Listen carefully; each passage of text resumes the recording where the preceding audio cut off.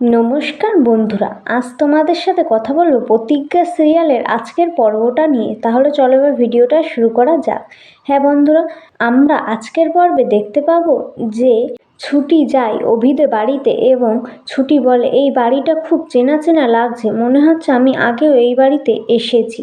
তাই বলে সে ঘরে যায় এবং যেই ঘরে ঢুকে দেখে ওখানে অভি কাগজপত্র উড়ে রয়েছে এবং ও ওখানে দাঁড়িয়ে রয়েছে। সেই টাইমে ও যায় এবং অভিকে বলে যে আপনার একটা ছবি লাগবে, আপনি একটু ভালোভাবে দাঁড়ান, আমি ছবিটা তুলে নিই।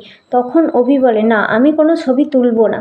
কথা বলে সে নড়াচড়া করতে থাকে। ওই অবস্থায় ছুটি অনেকগুলো ছবি তুলে নিয়ে চলে যায় এবং তারপরে যখন অফিসের ম্যানেজার বলে যে ছবিগুলো দাও, তখন ছবিটা বলে আমি পাঠিয়ে দিয়েছি ওনাকে।